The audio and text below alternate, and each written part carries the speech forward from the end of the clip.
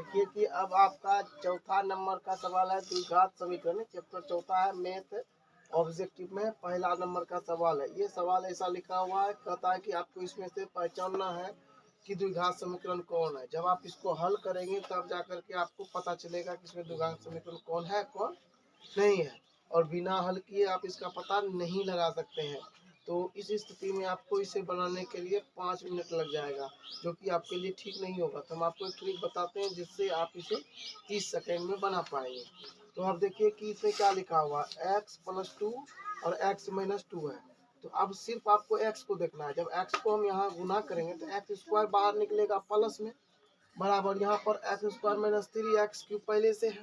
इसको अगर हम इस पार ले आएंगे तो दोनों x तो कट जाएगा, लेकिन -4x⁴ रह जाता है। इसलिए यह मेरा बहुपद नहीं है। इस तरह से इसको पकड़ेंगे, आपका ये आंसर नहीं हुआ, ये द्विघात समीकरण नहीं है। ठीक है, तो हम इस पर कटिंग क्या करेंगे, x बन जाएगा।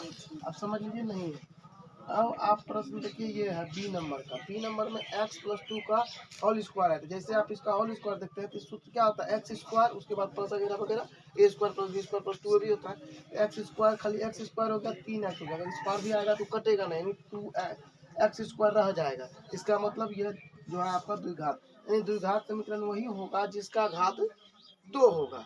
अब आप देखिए यहाँ पर, अगर आप प्रश्न का तो हो गया सर, दोनों तो नहीं बताए। अगर इसमें भी से कोई द्विघात समीकरण हो तो देख लीजिए इसमें से है कि नहीं है। अब देखिए इस x से जब इसको गुना किया जाएगा 2x³ हो जाएगा, जो कि द्विघात समीकरण का रूल को फॉलो नहीं करता है। यहाँ पर x है तो यहाँ बटे x है। इस बटे x से जब इसको करेंगे x² आएगा, लेकिन ये भाग में है, ऊपर जाएगा तो गुना कर देगा। इसको जब गुना करेगा तो क्यूब हो जाएगा। इसका मतलब ये भी नहीं है। इस तरह से आपका ये सवाल बन गया। देखिए ये भी सवाल वही है, ये तो आपको समीकरण लिखा हुआ और आपको पहचानना है कि इसमें द्विघात समीकरण कौन है। द्विघात समीकरण का एक रूल और फॉलो है कि रूट में जो है ना x नहीं होना चाहिए। अगर रूट में x होगा तो वो द्विघात समीकरण नहीं होगा। तो इस तरह से आपका जो है ए नंबर का आंसर नहीं होगा। बी नंबर में देखिए रूट x में है, यहाँ भी रूट x में, तो दोनों प्लस वाला में है। तो गुना जब करिएगा इसको तो ये रूट x खत्म हो जाए, लेकिन रूट x रहिए जाता है। और एक शर्त और ये पालन करता है कि x² जब x से गुना करेगा तो x³ हो जाता है। इसलिए यह भी आपका, क्योंकि रूट x है इसलिए यह आपका नहीं है। अब प्रश्न अगर ऐसा रहे तो हो सकता है कि हो जाए, जैसे x² + रूट x है और यहाँ पर x² - रूट x हो जाए, तो वो आपको द्विघात समीकरण हो जाएगा, कारण कि उसका जो है रूट खत्म हो जाएगा। लेकिन यहाँ रूट को खत्म नहीं हो रहा है, एक जगह होता है दूसरी जगह वो आ जाता है। अब सी नंबर में देखिए x+1 का होल स्क्वायर प्लस x² बराबर 0 है। ये प्लस में है, अगर -1 होता तो भी कोई दिक्कत नहीं था। तो x² + x² = 2x²। इसका मतलब ये द्विघात समीकरण है। जिसका घात की 2 होता है वो द्विघात होता है। अब यहाँ पहले से क्यू लगा हुआ, तो जैसे इसको करेंगे तो x में क्यू ऑटोमेटिकली आ जाएगा। चलिए, तो अब ऐसा सवाल आपको लिखा रहेगा और कहेगा कि इसमें से यह खोजना है कि कौन सा द्विघात समीकरण नहीं है। पहले क्या पढ़े कि द्विघात समीकरण है, इसमें क्या कह रहा है नहीं है। तो अब देखिए कि यहाँ पर 3 को भूल जाइए।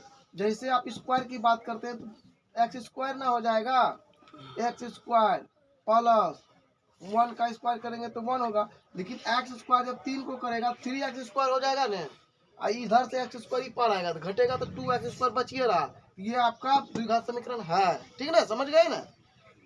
अब ये है कि नहीं है, ये बात का चेक करना है। तो अब देखिए यहाँ पर x² है, यहाँ पर भी x² है। लग रहा है कि ये द्विघात समीकरण नहीं है, लेकिन है। क्यों? क्योंकि ये माइनस में, जैसे ही उस पार जाएगा ना प्लस कर लेगा, 2x² हो जाएगा। अगर ये ही पार आ गया तो माइनस कर लेगा, माइनस माइनस फिर जुड़ जाएगा और x -2x² हो जाएगा। तो कहने का मतलब x² खत्म नहीं हो रहा, इसका मतलब ये द्विघात है। अब 3 नंबर में देखिए रूट है, दोनों में रूट है। तो अब आप प्रश्न उठता है कि रूट है तो नहीं होगा, सिर्फ एक रूट में नहीं होना चाहिए, समझे। तो अब इसका कितनों खंडन करिएगा तो यहाँ पर पहले x² है, कोनो माइनस में नहीं है, प्लस में। इसका मतलब ये द्विघात समीकरण है। क्योंकि देखिए जैसे आप इसका वर्गमूल करेंगे तो रूट खत्म हो जाएगा, 3x² प्लस x² नहीं 4x² हो जाएगा। सिर्फ आपको x पर ही फोकस करना है इसको पहचानने के लिए। और ये डी नंबर का सवाल देखिए, 6 पहले कहा कि नहीं है, क्योंकि 16x³ है, लेकिन हो सकता है हो जाए, क्योंकि अगर कट जाती यहाँ स्क्वायर है जी, तो ऐसे करोगे तो 4x⁴ हो जाएगा। इसका मतलब ये नहीं है, आपका द्विघात समीकरण ये नहीं है, मतलब यही आंसर हुआ आपका डी नंबर। तो अब जो है आपको मूल निकालना है। तो मूल निकालने के लिए आपको दो सूत्र का प्रयोग करना होता है। पहला सूत्र ये होता है x बराबर minus B plus minus root में आपको डी लिखना है बटे 2a लिख देना है। ठीक है, एक सूत्र आपका ये हो गया। और दूसरा सूत्र इसी को हम विस्तारित रूप में भी कर सकते हैं। तो वो आपका हो जाएगा क्या कि minus B plus minus root में बी स्क्वायर माइनस 4ac बटे 2a। ठीक है, और अब यहाँ जब इस d का प्रयोग करेंगे तो आपको ये d निकालना पड़ेगा। और d बराबर आपका होता है, क्या होता है, बी स्क्वायर माइनस 4ac। चलिए उतारिए। तो चलिए अब हम लोग मूल निकालते हैं।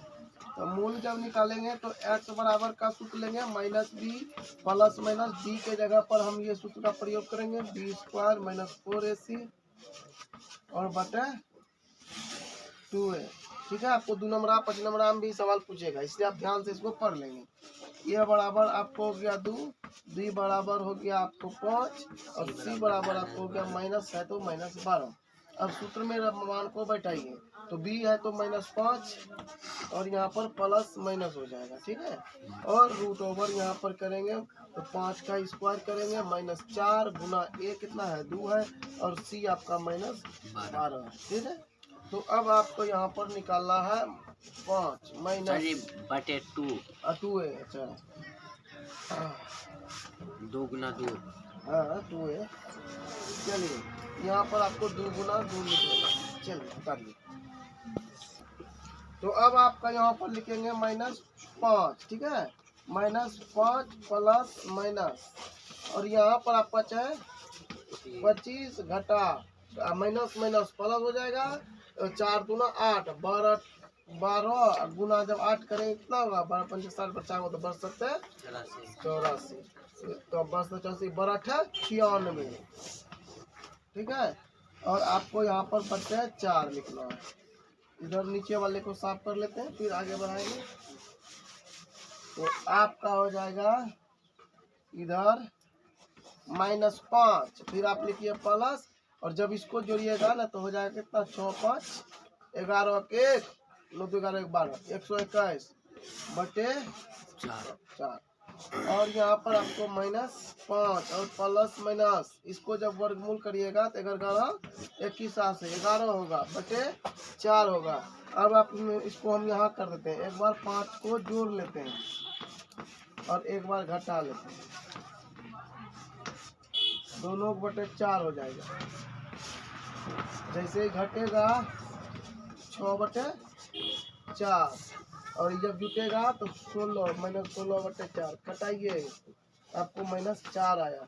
ऑप्शन में देखिए दोनों में से कौन है तो -4 है, तो आपको सी नंबर ले लेना है और सी नंबर में आपको टिक लगा देना है। तो देखिए सवाल है आपका 5 नंबर का, कहता है यदि x - y बराबर 6 है तो x² + y² बराबर 30 है।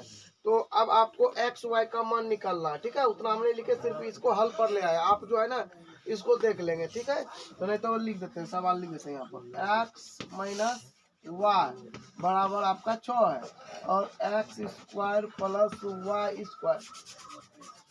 y² बराबर 30 है। तो x y का मान आपको मान ज्ञात करना। ठीक है, तो अब आपको इस पर जाना है, इसको ध्यान से पढ़िएगा तो एक सूत्र लगता है x² + y² यानी a² + b² का ही सूत्र है। और a² + b² का सूत्र होता है x - y मतलब a - y का होल स्क्वायर प्लस 2ab तो 2xy होगा। ठीक है, और आपको यहाँ पर 30 लिख लेना है। यहाँ दिया हुआ है x y बराबर 6, यहाँ पर मान लिख लेंगे 6 का स्क्वायर करेंगे और यहाँ पर 2xy लिखेंगे और बराबर आपको 30 आ जाएगा। जैसे 6 का स्क्वायर करेंगे 6 36 हो जाएगा। अब आप यहाँ पर 36 लिखना पसंद करेंगे और यहाँ पर आपको xy लिखना है और यहाँ पर आपको 30 लिख लेना है। यहाँ पर आपको 2xy लिखना है और यहाँ पर आपको 30 बटा 36 करना है। फिर आपको xy लिखना है और यहाँ पर आपको लिखना है क्या कि घटा करके 6 -6 जी। और 2 को यहाँ पर ले आएंगे और कटा देंगे। आपका आंसर आ गया -3।